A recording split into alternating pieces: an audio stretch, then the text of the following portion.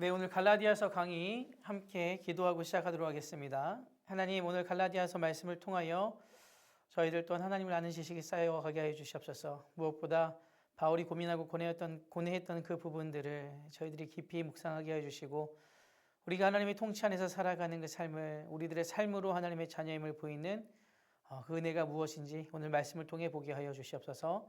예수님 이름으로 기도합니다. 아멘.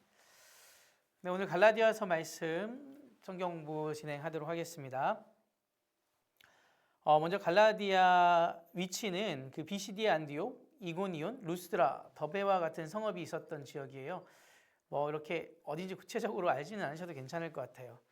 근데 이제 그 사도행전 특별히 나오는 부분이 13장과 14장에서 바울이 전도했던 지역이 그 갈라디아 지방입니다. 그렇게 전도한 결과 그곳에서 교회가 세워졌고요. 근데 바울은 이제 순회 전도자였잖아요. 그러니까 지역을 돌아다니면서 전도했던 사람이죠. 갈라디아 교회에서 오래 목회를 하지 않고 갈라디아 교회 목회를 맡기고 다른 곳으로 또 이동하며 전도를 하였습니다. 바울은 바울이 떠난 상태에서 예루살렘 교회에서 갈라디아 교회를 관리 감독하기 위해서 사람을 보냈고요. 이제 예루살렘 교회가 유대인들 중심으로 있었던 교회잖아요. 그러니까 최고 지도자는 예수님의 동생 야고보였고요. 예수님의 제자들 대부분 다 유대인들이죠. 전부 다 유대인들이죠. 그래서 그때 좀 혼재했던 시기였어요. 그래서 그 예루살렘 교회가 여전히 되게 중요하게 여겼던 부분이 믿음뿐만 아니라 율법, 그 제사법이나 제의법에 대해서 여전히 강조하고 또 강요하고 있었거든요. 근데 바울은 좀 생각이 달랐습니다. 예수님을 믿는 그 믿음만이 가장 중요하게 여겼죠. 예루살렘 교회에서 보낸 사람들이, 파송한 사람들이 갈라디아 교회에 오게 됐죠. 근데 이들이 이제 제대로 된 신앙생활을 하고 있는가? 그 예루살렘 교회에서 온 사람들이 보니 율법을, 율법적 제의법을 지키지 않고 있는 거예요. 그래서 이제 그 사람들이 그 예루살렘 교회 교인들은 이제 충격을 받았죠. 그리고 새로운 교육을 하기 시작합니다. 예수님을 믿는 믿음도 중요하지만 더불어 율법에 기록되어 있는 그 제의법들도 중요하다라고 교육을 한 거죠. 당연히 갈라디아 교회는 받아들였죠. 받아들일 수밖에 없겠죠. 그래서 이제 바울이 가르쳐준 내용들은 좀 뒤로 하고 예루살렘 교회의 지도를 따르게 됐어요. 그 가운데 하나가 이제 할례였습니다. 할례랑 음식 정결법들. 시간이 지난 후에 바울이 다시 갈라디아 교회를 방문했는데 이 충격을 받은 거예요.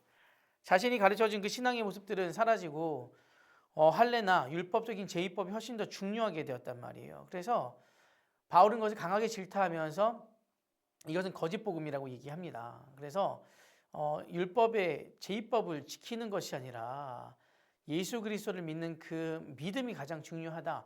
이 율법은 예수님께서 전부 다 완성시키셨고 또 반대로 얘기하면 파기하셨고 예수님을 통하여 이제 새로운 그 법들이 만들어진 건데 그것이 예수님을 믿는 그 믿음법이라는 거죠. 그런데 이제 문제는 무엇이냐면 갈라디아 교인들이 누구의 말을 더 받아들였는가예요. 지금 우리야 이제 바울의 그 사도권에 대해서 다 인정하지만 그 당시 사람들은 바울의 사도권에 대해서 인정하지를 않았습니다. 제가 이제 후반부에 나오겠지만 바울이 예루살렘 교회로부터 공식적으로 사도로 인정받은 게 회심한 후 17년 후입니다. 그러니까 이 전에 갈라디아 교회는 그 전에 당연히 세워졌겠죠.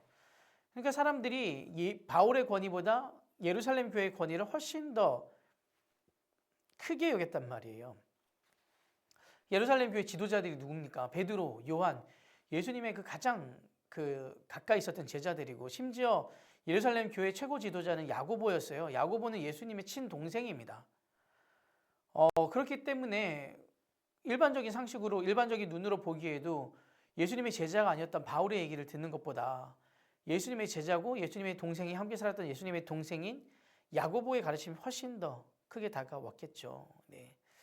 그래서 이것을 보고 바울이 분노를 하는 거예요. 다른 복음이라고 얘기하고요. 바울은 하나님의 백성됨에 있어서 예수에 대한 믿음이 가장 중요하고 유일하다. 율법을 지키느냐 지키지 않느냐는 지켜도 그만 안 지켜도 그만이라는 겁니다. 중요하지 않다라는 거예요. 그 얘기를 갈라디아 교회에 요 부분 때문에 편지를 썼고 계속 논쟁하게 하고 있는 겁니다. 제가 고린도 전후서 보면서 얘기했잖아요. 그건 고린도 전후서가 좋은 교회라서 그런 게 아니라 문제가 많은 교회였기 때문에 그런 편지를 썼듯이 갈라디아서도 마찬가지로 이런 배경 하에서 갈라디아서라는 편지가 쓰여졌다는 것을 먼저 기억해 주셨으면 좋겠어요. 1장 1절을 보겠습니다. 갈라디아서 1장 1절 다 찾아주시고요. 함께 읽겠습니다. 사도들에게서 난 것도 아니요 사람으로 말미암은 것도 아니요 오직 예수 그리스도와 그를 죽은 자 가운데 살리신 하나님 아버지로 말미암아 사도된 바울은 여기서 자신이 사도임을 강조하죠. 근데 사실 이 표현은 굉장히 좀 애잔한 표현이에요. 왜냐하면 갈라디아 교회 교인들이 바울의 사도성을 계속해서 의심했단 말이에요. 그래서 바울이 이것을 처음부터 강조하고 얘기하는 거죠. 예수님으로부터 보냄받은 사도다. 12절도 마찬가지입니다. 이는 내가 사람에게서 받은 것도 아니요 배운 것도 아니요 오직 예수 그리스도의 계시로 말미암은 것이라. 사람들은 인정하지 않지만 바울은 계속해서 예수님을 만났고 예수님으로부터 보냄받은 사도라는 것을 강조해요. 바울이 다메섹으로 가는 길에 그 예수님을 만나잖아요. 그리고 바로 3년 동안 아라비아로 갑니다. 아라비아로 가서 그 예수님이 어떤 분이신지 아는 시간, 지금으로 말하면 신학교 시간을 보내는 거죠. 그리고 3년 만에 돌아와서 예루살렘 교회로 올라가요. 이때 15일 동안 예루살렘에 머물면서 예루살렘 그 지도자들을 만나는데 그 당시에 이게 사도행전 9장 배경이잖아요. 안 믿어주죠. 근데 바나바가 보증을 서줘서 믿게 된단 말이에요. 그러니까 이제 바울의 사도성에 대해서는 계속해서 그 논쟁거리였습니다. 그 당시에도. 그러니까 이제 바울의 이 1장 1절과 22절의 표현은 굉장히 애잔한 거죠. 그리고 바울은 이제 가족도 없었습니다. 지난번에 말씀드렸지만 바울 그 가문은 유대교 아주 뿌리 깊은 유대교 가문이잖아요. 그런데 유학까지 다 보내놓고 뭐 능력 있는 사람으로 다 만들어놨더니 회심해서 그 예수님 믿는 사람으로 돌아갔잖아요.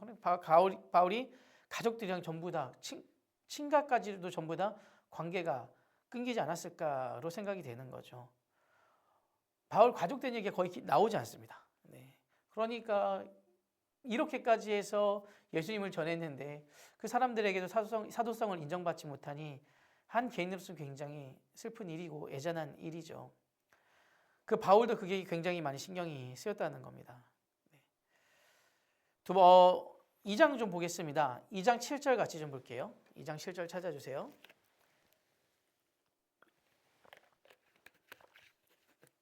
시작. 도리어 그들은 내가 무할례자에게 복음 전함을 맡은 것이 베드로가 할례자에게 맡음과 같은 것을 보았고, 여기서 나오는 무할례자는 이방인, 할례자는 유대인이나 디아스포라 유대인으로 보통 구분하잖아요. 그런데 이제 꼭 그렇진 않아요. 왜냐하면 사도행전을 보거나 바울이 전도 여행을 가서 복음을 전할 때 어떤 곳에 가장 먼저 찾아가냐면 회당을 찾아갑니다. 회당에 가면 누구를 만나게 되겠죠? 당연히 그 디아스포라 유대인과 아주 경건한 이방인들을 만나지 않겠습니까?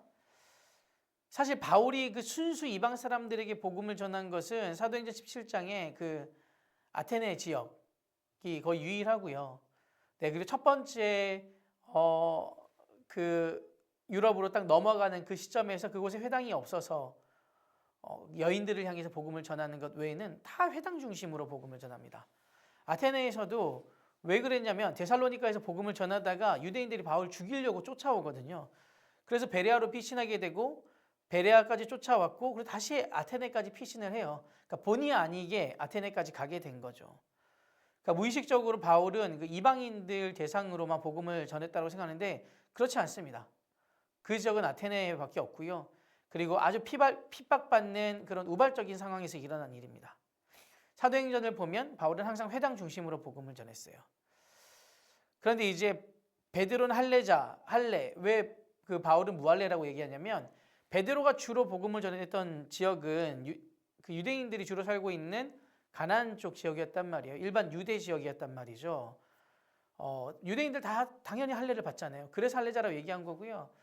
바울은 그 이방 지역에서 복음을 전했단 말이에요. 그래서 그 무할례자라고 얘기하는 겁니다. 왜 이렇게 구분할 수밖에 없었는가? 여러 번 얘기했지만 바울은 다중 언어를 사용했던 사람이기 때문에 하나님께서 그 사람의 그 능력을 사용하신 거죠. 그래서 이제 꼭 무조건 이방인들에게만 바울이 전한 그 복음을 전한 건 아니다. 바울의 전도 방식은 회당 중심이었다. 회당에는 당연히 유대인들이 훨씬 더 많이 있었겠죠. 네. 2장에서 우리가 또 주목해야 할 말씀 9절입니다. 9절 말씀 같이 읽을게요. 또 기둥같이 여기는 야고보와 게바와 요한도 내게 주신 은혜를 알므로 나와 바나바에게 친교의 약수를 하였으나 우리는 이방인에게로 그들은 할례자에게로 가게 하려 함이라. 여기서 중요한 편이 나오는데 친교의 약수를 했다라는 거예요. 이제 바울의 그 사도성을 인정해 줬다라는 거죠. 17년입니다. 17년 만에 그 사도성을 인정받은 거예요. 그러니까 얼마나 사실 인간적인 마음으로 보면 얼마나 서러웠겠습니까? 너무너무 서러웠겠죠. 그런데 17년이란 시간을 바울은 한결같이 그것에 상관없이 그 환경에 상관없이 복음을 전한 거죠. 이게 하나님의 통치 안에 있는 사람의 모습이 아닐까라는 생각이 됩니다. 오늘 갈라디아서는 하나님의 그 통치라는 그 뜻이 얘기가 많이 나올 거예요. 여기서 우리가 주목해야 할 것은 바울의 사도성을 인정해 준 사람들의 이름의 순서거든요. 야고보와 게바와 요한으로 되어 있어요. 예루살렘 교회 지도자들이죠. 왜 야고보 이름이 가장 먼저 언급이 됐을까? 중요한 부분은 아닌데 이제 뭐 두 가지 해석인데요. 첫 번째는 나이순일 거고 두 번째는 예루살렘 교회에서의 어떤 권위 순서였을 것이다라고 봅니다. 정확하게 신약 성경 그 순서에도 이 순서로 나와요. 공동서신을 보면요, 히브리서가 이제 가장 먼저 나온단 말이에요. 그리고 히브리서는 사실 저자가 누군지 모릅니다. 미상이에요. 이제 히브리서 다음에 공동서신서로 이어지는데, 그때 이제 제일 먼저 나오는 그 서신서가 야고보서입니다. 그리고 베드로 전후서, 요한 1, 2, 3서 순서로 되어 있어요. 그러니까 이 갈라디아서에서 나오는 순서랑 똑같거든요. 그러니까 하나같이 다 예루살렘 교회 지도자들이고요. 배치가 이 순서대로 이게 아무래도 뭐 나이순이거나 아니면 예루살렘 교회 그 지도자의 그 서열순이지 않았을까라고 생각이 되는 거죠. 네. 아무튼 어쨌든 바울 서신이 더 먼저 나오거든요. 공동 서신보다는 아시죠? 그러니까 이제 이후에 사람들에게 있어서 사도성에 대하여 가장 그 높은 권위에 둔 사람은 바울이라는 겁니다. 아이러니하죠. 17년 만에 그 사도의 권위를 인정받았지만 그가 이제 결국에는 가장 더 높은 그 인정을 받게 되었다라는 거, 그거 좀 기억하셨으면 좋겠습니다. 2장 11절 이하를 보면 바울이 안디옥에서 베드로와 바나바의 외식에 대해 질타하는 내용이 나옵니다. 당시 바울과 베드로와 바나바는 이방 기독교인들과 식사를 하고 있었거든요. 그런데 예루살렘 교회 지도자인 야고보가 보낸 사람이 안디옥으로 오고 있다는 이야기 듣고 나서 베드로와 바나바가 그 식사하던 일을 중단합니다. 이에 대해 바울이 공개적으로 베드로와 바나바를 책망해요. 바울이 말하고자 하는 핵심은 초대교회 지도자들이 여전히 율법의 정결법 그 지배 가운데 있으면 어떡하냐. 믿음의 그 새로운 그 원리를 당신들도 다 인정하지 않느냐. 그러니까 그것에 대해서 자유하라라는 겁니다. 근데 뭐 이거 좀 이제 그 번외 얘기긴 한데, 아니 이 얘기를 들으면서 이제 우리나라 좀 유교 사상 있잖아요. 아니 이런 버릇없는 바울, 나이 더 많은 베드로에게 어떻게 이렇게 말할 수가 있어? 라고 생각할 수가 있는데, 실제 학자들이 보기에는 베드로보다 바울을 4살에서 5살 정도 더 많았다라고 봅니다. 연장제기 함부로 한 거 아니에요. 그래서 오해하지 않으셨으면 좋겠습니다. 그 부분을 얘기하는 거예요. 왜 여전히 계속해서 섞여 있느냐. 새로운 피조물이기 때문에 예수 그리스도를 믿는 믿음으로 충분하다. 그런데 그 예루살렘 교회에서 보낸 사람들이 오기 전에는 같이 식사 잘 하다가 왜 다시 그 예루살렘 교회 지도자들을 통해 눈치를 보고 아닌 척하느냐. 이 부분을 질타하고 있는 거죠. 2장 16절 말씀 한번 찾아보겠습니다. 2장 16절 시작. 사람이 이렇게 되는 것은 율법의 행위로 말미암음이 아니요 오직 예수 그리스도를 믿음으로 말미암는 줄 알므로 우리도 그리스도 예수를 만나니 이는 우리가 율법의 행위로서가 아니요 그리스도를 믿음으로써 의롭다함을 얻으려 함이라. 율법의 행위로서는 의롭다함을 얻을 육체가 없느니라. 여기서 율법의 행위로서는 의롭다함을 얻을 육체가 없다라는 말씀이 나오잖아요. 갈라디아서 2장 16절의 핵심은 뭐냐면 그리스도를 믿음으로써 의롭다함을 얻으려 함이라는 것입니다. 우리가 잘 알고 있죠. 믿음으로 구원을 얻는다. 믿음으로써 의롭다함을 얻는다. 이신칭의라는 단어죠. 학자들은 이 2장 16절을 가지고 좀 오랫동안 논쟁을 했는데 이걸 이제 한글로 번역해서는 우리가 그리스도를 믿음으로써 얻는다라고 할 때 여기서 그리스도를 믿는다라는 뜻이 두 가지로 번역이 가능하다는 거예요. 첫 번째는 내가 그리스도를 믿음으로써 내가 의롭다함을 받는다. 그러니까 이제 저희 교회에서 일반적인 한국교회 회생하는 방식이죠. 두 번째는 내가 예수 그리스도의 신실함 때문에 의롭다함을 얻는다. 그러니까 믿음의 동의어가 신실함이거든요. 믿음의 신실함, 충성으로 번역이 가능한데, 그러니까 내가 의롭다함을 받는 것은 나의 믿음 때문이 아니라 그리스도의 신실함 때문에 의롭다함을 받는다라는 거예요. 그래서 이처럼 내가 예수님을 믿음으로써 의롭다함을 받는 것도 있고, 내가 그 그리스도의 신실함으로 말미암아 그리스도로 인하여 의롭다함을 받는다. 그러니까 다시 말하면 나는 예수님 때문에 의롭다함을 받았고 그것을 나는 계속 믿음으로써 유지하고 있다는 겁니다. 무슨 말씀인지 아시겠죠? 그러니까 이례적인 믿음으로써 구원을 받은 것에서 끝나는 게 아니라 이거 두 가지가 플러스 되는 건데, 그렇게 해서 내가 의롭다함을 받았으면 나는 계속 그것을 믿음으로써 유지해 가고 있다는 거죠. 이것을 이제 성화라고 얘기합니다. 거룩한 그 삶, 거룩한 삶의 모습. 그래서 이 이신칭의와 성화는, 그러니까 칭의와 성화는 떨어질 수가 없어요. 근데 이제 저희 한국교회에서 가장 실수한 부분이 예수를 믿고 구원을 받았다 해서 끝나는 게 가장 문제잖아요. 그 이후의 그 삶, 성화의 삶은 그 의롭다함을 받은 사람으로서의 그 삶의 모습을 이어가는 것, 그것이 정말 중요하다라는 그런 얘기인 겁니다. 그렇게 이해해 주시면 될 것 같아요. 앞에 좀 복잡하게 얘기했는데 제가 뒤에 설명한 부분들로 이해해 주시면 될 것 같습니다.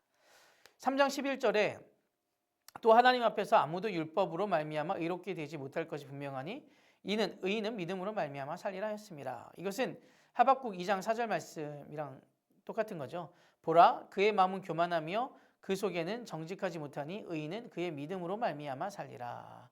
이것도 이제 두 가지 해석이 가능해요. 의인은 그의 믿음으로 말미암아 살리라 할 때 그가 누구냐? 그러니까 이제 3인칭이니까 대상이니까 우리를 얘기하는 걸 수 있겠죠. 이제 두 번째는 하나님이에요. 네, 하나님으로 말미암아 의롭다고 하늘을 받는다. 그러니까 두 가지가 같이 중의적인 표현으로 해석을 해야 되는 겁니다. 우리가 구원을 받은 것은 하나님의 통치 안에 들어온다라는 거잖아요. 하나님과의 그 깨어진 관계가 다시 회복되는 건데요. 다시 이제 회복돼야 되는 그 부분인데, 우리가 하나님을 믿음으로써 우리의 하나님과의 깨어진 우리의 관계가 회복이 되었다면 우리는 하나님의 그 통치 안으로 들어오는 삶, 그 삶을 계속 살아야 되는 거예요. 하나님과의 관계 회복이 우리가 의롭다함을 받은 것은 예수 그리스도로 인함인데, 그 죽기까지 순종하신 예수님처럼 우리들도 그 의가 우리 안에 들어왔다면 우리의 생명이 다하는 그날까지 순종함으로 사는 삶을 살아가야 한다라는 겁니다. 이제 현재적 칭의라고 하는 거죠. 그래서 제가 금방도 말씀드렸듯이 칭의와 성화는 두 개가 아니라 한 몸입니다. 칭의와 성화는 함께 가야 되는 거예요. 아시겠죠? 네. 2장 20절 말씀도 같이 보겠습니다. 2장 20절. 내가 그리스도와 함께 십자가에 못 박혔나니 그런즉 이제는 내가 사는 것이 아니요 오직 내 안에 그리스도께서 사시는 것이라. 이제 내가 육체 가운데 사는 것은 나를 사랑하사 나를 위하여 자기 자신을 버리신 하나님의 아들을 믿는 믿음 안에서 사는 것이라. 이 말씀의 핵심은 이제는 내가 사는 것이 아니라 내 안에 그리스도께서 사시는 것이다. 우리는 보통 예수 그리스도의 그 대속의 죽음을 생각하면 예수님으로 인해서 내가 구원받았고 살아났음을 강조하는 경향이 많잖아요. 계속 제가 말씀드렸지만 저희 한국교회가 이 부분들이 되게 많이 강조되어 있단 말이에요. 근데 대속신앙의 핵심은 그 이상을 강조해야 하는 거예요. 원래는 내가 죽었어야 되는데 대신 예수님께서 돌아가셨기 때문에 대신 살아남은 나는 예수님께서 살아가신 그 삶을 계승하고 그리고 그 예수님에 대해서 전해야 될 책임이 있다는 겁니다. 예수님께서 나를 위해 대신 돌아가셨기 때문에 나는 그 예수님의 그 삶을 계승해야 된다는 겁니다. 이것이 예수님의 은혜를 받은 자, 그들이 살아가는 방식인 거죠. 그래서 내가 예수로 말미암아 구원받았음을 계속 강조해서는 안 되는 거예요.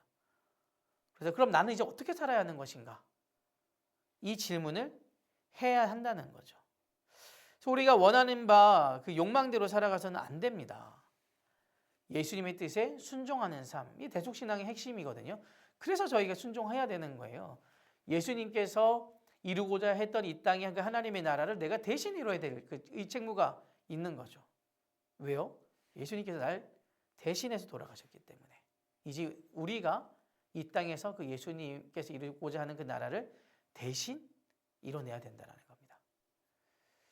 갈라디아서에 되게 아주 중요한 부분입니다. 이제는 내가 사는 것이 아니요 내 안에 예수 그리스도께서 사시는 것이고 내가 예수 그리스도와 십자가에 못 박혔다. 이제는 내가 사는 것이 아니라 내 안에 예수 그리스도께서 사시는 것이다. 그런 의미입니다. 3장에서는 먼저 갈라디아 교회 교인들을 좀 책망합니다. 1절에 어리석도다 갈라디아 사람들아 예수 그리스도께서 십자가에 못 박히신 것이 너희 눈앞에 밝히 보이거늘 누가 너희를 꾀더냐. 왜 바울은 갈라디아 교회 교인들을 어리석다라고 책망하냐면 그 이유가 이제 2절에 나옵니다. 내가 너희에게서 다만 이것을 알려 하노니 너희가 성령을 받은 것이 율법의 행위로냐 혹은 듣고 믿음으로냐. 그러니까 바울은 예수님의 제자됨의 핵심을 이 성령 받음으로 이해하거든요. 성령 받음을 통해서 말하는 거예요. 할례를 받았거나 할례를 받지 않았거나 이것이 중요한 게 아닙니다. 성령은 할례 받은 사람에게도 임했고 할례 받지 않은 사람에게도 임했잖아요. 그래서 너희가 율법의 제의법을 신실하게 준수했기 때문에 성령을 받은 게 아니라 예수 그리스도를 믿었을 그때 성령께서 우리에게 임하신다라는 거예요. 당연히 예수 그리스도를 믿었을 때 갈라디아 교회 교인들이 성령을 받았겠죠. 이것이 핵심입니다. 그래서 너희들 그 예루살렘 교회에서 얘기하는 예루살렘 교회 지도자들이 와서 얘기하는 그 율법의 제의법이 아니다라고 계속해서 강조하고 하면서 이 어리석은 사람들아라고 강한 어조로 책망하고 있는 것이죠. 3절 말씀에 너희가 이같이 어리석으냐 성령으로 시작하였다가 이제는 육체로 마치겠느냐. 믿음을 성령을 믿음을 통해서 받았는데 이것을 이제 너희들이 그 율법의 목을 메고 있으니 이제 육체로 망하겠느냐 마무리를 육체로 하겠느냐라고 책망하고 있는 것입니다. 그래서 24절에 이렇게 정의하죠.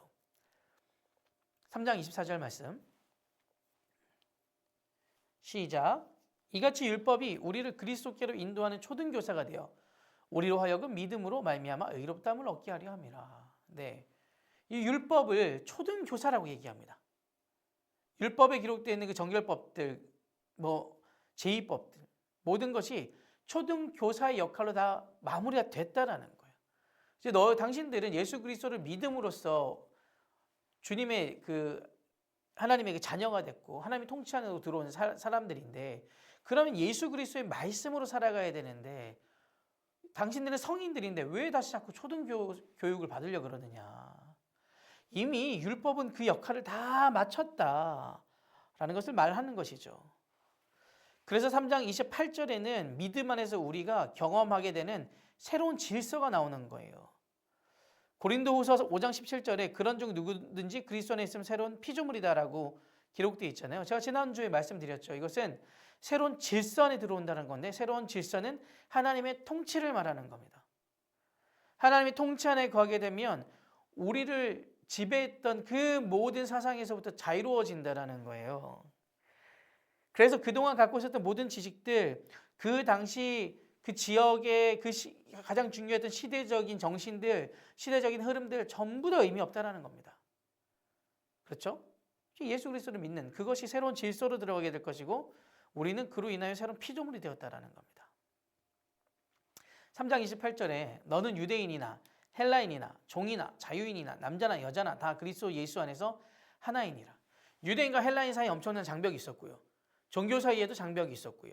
남자와 여자 사이에도 장벽이 있었고요. 종과 자유인에게도 장벽이 있었단 말이에요. 근데 이것을 모든 것을 허문 분이 예수 그리스도고, 그래서 우리가 새로운 질서 안에 있다는 겁니다. 그러고 이제 아브라함을 인용해서 얘기를 하죠. 아브라함이 하나님을 믿음에 그것을 그에게 의로 정하셨다 함과 같으니라. 갈라디아 3장 6절이거든요.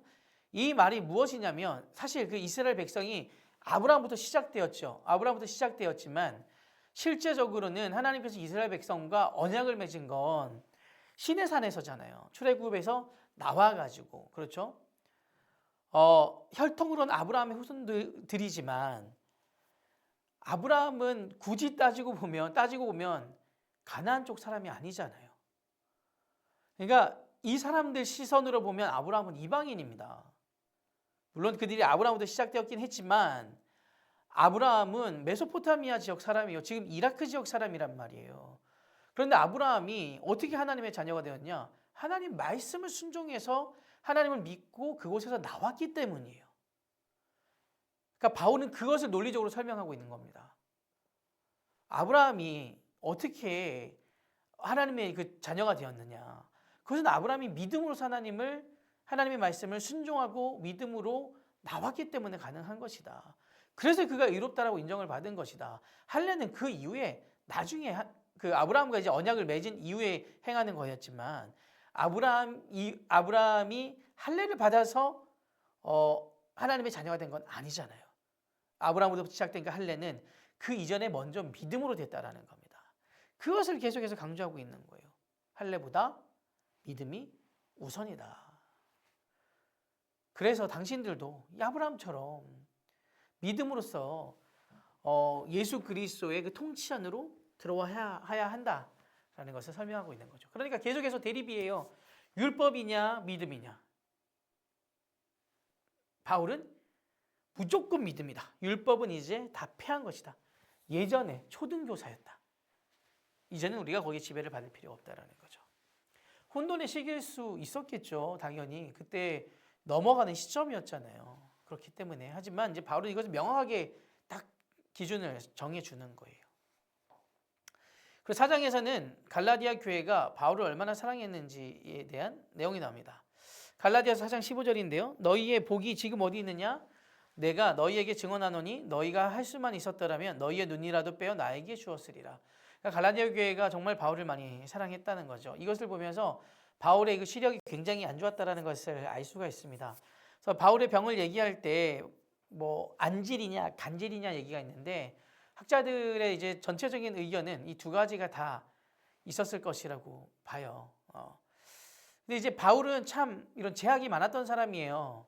그가 처음에 사도로서 인정도 받지 못했지만 바울이 갖고 있었던 그 지금 이제 뇌전증이라고 얘기하죠. 현대 그 의학명으로는 얼마나 그것이 두려웠을까요? 그리고 그것이 사람들한테 덕이 안 되잖아요. 여러분 저한테 제가 이렇게 막 말씀을 전하고 하다가 막 쓰러지고 그러면 얼마나 교인들이 놀라겠습니까? 그렇게 얘기할 수 있겠죠. 저한테 많은 능력이 있다라고 가정했을 때 이려 목사는 그런 하나님의 능력이 있는데 저게 너무 문제야. 이렇게 당연히 말할 수 있지 않겠습니까? 저희들 목회자들에 대해서 평하고 얘기할 때 얼마나 그런 얘기 많이 해요. 너무 잘하는데 이런 아쉬움이 있어. 저런 아쉬움이 있어. 그런 부분들이 이제 좀 약점으로 잡힐 때가 있잖아요. 근데 바울은 그게 너무 심각했단 말이에요. 아주 크게 두 가지였어요. 사도성도 인정받는데 오래 걸렸고 얼마나 그 위축될 수 있었을까요? 그런데 바울은 그렇게 하지 않았단 말이죠. 왜냐하면 하나님 통치 안에 들어가 있었기 때문에. 두 번째는 뭐예요? 그가 해결할 수 없는 그 병이 있었어요. 그런데 주님께서 뭐라고 말씀하세요? 내 은혜가 내게 족하다라고 말씀하신단 말이죠. 이것을 그대로 바울은 응답으로 받아들였어요. 이런 제약이 있었음에도 불구하고 바울은 그 시간들을 보냈습니다. 그리고 이렇게 얘기하죠. 바울이 이렇게 너무나 달려가고 싶은데 자기 몸에 문제가 생겼다는 거예요. 그래서 내가 이렇게 편지를 쓴다는 거예요. 4장에 그 안타까운 마음이 나와 있습니다. 근데 바울의 그 연약함 때문에 어떤 서신서가 탄생한 거예요? 이 갈라디아서라는 엄청 위대한 서신서가 탄생한 겁니다. 바울에겐 연약함이 있었어도 갈라디아 교회 교인들은 바울을 진심으로 사랑했습니다. 저의 연약함이 있더라도 육교 99들은 저를 지금처럼 사랑해 주시지만 농담입니다. 이렇게 서로 사랑하면서 존중해 줄 수 있는 은혜가 있었으면 좋겠어요. 그리고 이제 바울이 19절에서 이렇게 얘기합니다. 나의 자녀들아 너희 속에 그리스도의 형상을 이루기까지 다시 너희를 위하여 해산하는 수고를 하노니. 바울은 갈라디아 교인들의 영적 아버지로 끝까지 그들을 위해 책임을 다하겠다라고 얘기합니다. 언제까지요? 생명이 다할 때까지 그리스도의 형상을 이루겠다라는 겁니다. 그러니까 저희가 예수를 믿으면 끝이 아닙니다. 거기서부터 시작이에요. 우리는 세례받아도 끝이 당연히 아니겠죠. 우리의 최종 목표는 그리스도의 형상을 이루는 겁니다. 나의 삶에서 바울은 이 역할을 끝까지 하겠다라는 거예요. 5장 보겠습니다. 5장에서 13절 말씀이 중요한데요. 형제들아 너희가 자유를 위하여 부르심을 입었으나 그러나 그 자유로 육체의 기회를 삼지 말고 오직 사랑으로 서로 종노릇하라. 하나님께서 우리에게 어떤 자유를 주셨냐면 사랑의 종노릇하는 자유를 주셨다라는 거예요. 그러니까 나 자신만을 위해서 막 사는 그런 자유가 아닙니다. 6절 말씀 그리스도 예수 안에는 할례나 무할례나 효력이 없으되 사랑으로서 역사하는 믿음뿐이라. 이것도 마찬가지예요. 할례나 무할례는 본질이 아니라는 거예요. 해도 그만 안 해도 그만이라는 얘기입니다. 이럴 수도 있고 저럴 수도 있다라는 거예요. 본질이 아니기 때문에. 그런데 그리스도인들이 가져야 될 분명한 본질이 있는데 그것이 무엇이냐면 사랑으로서 역사하는 믿음입니다. 모든 교인들이 가장 중요하게 여겨야 되는 겁니다. 사랑으로서 역사하는 그 믿음. 온전히 의로운 자가 되려면 이 문화적으로 유대인이 되어야 된다. 이것은 거짓 복음이라고 얘기하고요. 단호하게 거부하고 그리스도인으로서 진정한 자유를 누리게 되는 것은 성령의 열매다라는 겁니다. 그래서 이제 5장에 성령 열매에 대한 부분이 나오잖아요. 16장 17절에 내가 이르노니 너희는 성령을 따라 행하라. 그리하면 육체의 욕심을 이루지 아니하리라. 육체의 소욕은 성령을 거스르고 성령은 육체를 거스르나니 이 둘이 서로 대적하므로 너희가 원하는 것을 하지 못하게 하려 함이니라. 그러니까 영성과 육체가 추구하는 것은 반비례한다라는 거예요. 두 개의 가치가 있을 수 없다는 거예요, 같이. 그래서 하나님의 백성 된 사람은 자기 욕망의 지배를 받거나 거짓의 지배를 받을 수 없다라는 거죠. 정말 하나님의 백성이 된 사람들은. 자기의 이익을 위해서 다른 사람들을 함부로 할 수가 없습니다. 왜냐하면 하나님의 통치를 받고 있기 때문이라는 거예요.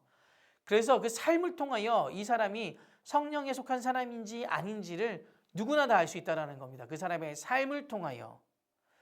그러면서 22절과 23절에 성령의 9가지 열매가 나오죠. 오직 성령의 열매는 사랑과 희락과 화평과 오래 참음과 자비와 양성과 충성과 온유와 절제니 이 같은 것을 금지할 법이 없느니라. 특징이 뭐냐면 모두 다 인격적이고요. 관계적인 겁니다. 성령의 열매는 매일매일 새벽 예배 나오고 하루 3시간씩 기도하고 5시간씩 성경 읽고 만나는 사람들마다 전도하고 여기에 국한되는 게 아니에요. 이 부분들에 잘못 국한되면 종교 의식처럼 저희들이 여길 수 있다는 말이에요. 그런데 이 성령의 열매는 관계 속에서 그 사람의 성품이 드러난다는 거예요. 그 사랑의 모습, 그것이 드러난다는 겁니다. 성령의 열매는 하나같이 상대방을 유익하게 하는 겁니다. 그래서 우리가 성령의 지배를 받는다면 품성이 바뀔 수밖에, 성품이 바뀔 수밖에 없어요. 사람들을 대하는 자세가 달라지는 거예요. 그래서 하나님을 온전한 믿는 사람들이 늘어난다면, 하나님의 그 통치 안에 있는 사람들이 많아진다면, 그 교회의 문화와 이 교회를 통하여 이 사회가 이론적으로는 바뀔 수밖에 없습니다. 그러니까 정말 저희들이 성령에 속한 사람이다. 그것은 방언을 하면서 막 그 예언을 하고 아닙니다. 그거 아니에요. 나의 삶에서 성령의 열매로 사랑의 그 모습들이 나오느냐. 이것이 갈라디아에서 말하는 그 하나님께 통치받은 사람들의 삶의 모습입니다. 관계 속에서 사랑의 그 흔적들이 나오는 거. 그 얘기를 하고 있는 겁니다. 너희들 유대인의 전통으로서 그것을 따라서 사람들이 재단하지 말고 성령 안에 속한 사람들이 관계 속에서 선을 이루는 사람들이니 그리고 하나님께 통치받은 사람들은 반드시 그 모습이 나올 수밖에 없으니 육과는 단절하고 성령 안에서 사랑으로서 사랑의 종노릇하며 그 관계 속에서 선함을 베풀으라는 것입니다. 그것이 바로 성령의 9가지 열매, 성령에 속한 사람들의 모습이라는 겁니다. 마지막으로 6장을 좀 보겠습니다. 6장 7절입니다. 스스로 속이지 말라. 하나님은 업신여김을 받지 아니하나니 사람이 무엇으로 심든지 그대로 거두리라. 스스로 속이지 말라는 것은 착각하지 말으라는 거예요. 무엇을 착각하지 말으라는 거냐면 이제 8절 말씀을 봐야 되는데요. 자기의 육체를 위하여 심는 자는 육체로부터 썩어질 것을 거두고 성령을 위하여 심는 자는 성령으로부터 영생을 거두리라. 정욕이 지배하는 육체성과 성령이 지배하는 영성을 비교하고 있거든요. 그래서 스스로 착각하지 말아라. 내가 지금 누군가가 살아내고 있는 삶을 보면 그 사람이 하나님의 사람인지 아닌지 알 수 있다라는 거예요. 그러니까 본인 스스로 속이지 말으라는 거예요. 나의 삶을 보면 내가 하나님의 사람인지 아닌지 알 수 있다라는 겁니다. 그런데 스스로를 속이는 일들을 하고 있다라는 거죠. 어떤 그 율법을 행하는 그 모습들을 보면서 그것이 정말 믿음을 잘 지키는 사람이냐? 그게 아니라는 겁니다. 착각하지 말아라. 6장 17절 말씀 가운데 이후로는 누구든지 나를 괴롭게 하지 말라. 내가 내 몸에 예수 그리스도의 흔적을 지니고 있다. 눈물 나는 표현입니다. 내가 예수 그리스도의 흔적을 지니고 있다. 헬라어로 스티그마 들어보셨을 거예요. 흔적이란 그 낙인이라는 뜻이거든요. 이 스티그마는 어디에 사용되는 단어냐면 노예들에게 찍었던 그 낙인 있잖아요. 그게 스티그마예요. 옛날 노예들한테 그 몸에 낙인을 찍었듯이. 그래서 바울은 자기에게 예수의 소유라고 하는 그 낙인, 이 스티그마가 찍혀 있다라는 거. 무슨 뜻이에요? 예수의 종이라는 거죠. 예수의 종. 세상의 종이 아니라 육체의 그 지배받는 종이 아니라 예수의 종이라는 겁니다. 스스로 속이지 말고 예수의 그 종으로서의 모습을 살아가고 있다. 그러니 갈라디아 교회 교인들, 당신들 율법에 속해서 그것으로 해야 될 것을 다 했다라고 생각하지 말고 예수 그리스도의 사랑으로 믿음을 받아들임으로 의인으로 되었다면, 예수 그리스도가 우리의 대속을 해주셨다면 이제는 우리가 이 땅에서 예수 그리스도의 그 낙인을 찍고, 종으로서 낙인을 찍고 대신해서 예수님께서 이루고자 했던 하나님의 나라를 세워나가야 한다는 것입니다. 그것이 이제 이 시대를 살아가고 있는 저희들에게도 주어진 사명입니다. 제가 이렇게 얘기하지만 늘 얘기하지 않습니까? 저도 그렇게 살고 싶습니다. 이것이 참 어렵지만 그럼에도 불구하고 그 길을 같이 걸어가 보려고 합니다. 우리 유교고 식구들도 오늘 나눈 이 말씀들 좀 기억하시면서 예수님께서 나를 대신해서 돌아가셨으니, 내가 그것을 믿고 의인이 되었으니 내가 예수님을 대신해서 이 땅에서 예수님께서 이루고자 했던 하나님의 나라, 그 나라가 무엇인지 궁금해하고 찾아가고 주님의 통치 안에서 살아가겠노라 결단하고 다짐하는, 그리고 그렇게 같이 한번 연합해서 힘써서 살아가보는 은혜를 누리길 바랍니다. 이렇게 오늘 갈라디아서 말씀을 마무리하도록 하겠습니다. 제가 기도하고 마치겠습니다. 하나님, 오늘 말씀처럼 저희들이 스스로를 속이고 있는 모습은 없는지 한번 돌아봅니다. 저희들도 내가 알고 있는 그 신앙생활의 범주 안에서 벗어나지 못하고 있는 건 아닌가, 스스로를 잘 직면해 보게 하시고 우리 안에 예수 그리스도의 흔적을 남기게 하여 주시며 나의 삶이 성령의 9가지 열매가 흘러나오는 삶을 살아서 관계성에서, 그리고 사람들에게 선한 영향력과 사랑을 나타내는 사랑의 종으로서 역할을 함으로 살아가는 우리 육교구 모든 식구들 되게 하여 주시옵소서. 이 시간이 참 저희들에게 은혜와 도전이 되는 시간이 되게 하여 주시고, 더욱더 하나님을 알아가며 하나님을 그 아는 지식이 삶에서 흘러나오는 저희들 되게 하옵소서. 함께 하실 주님을 의지하며 예수님 이름으로 기도합니다. 아멘.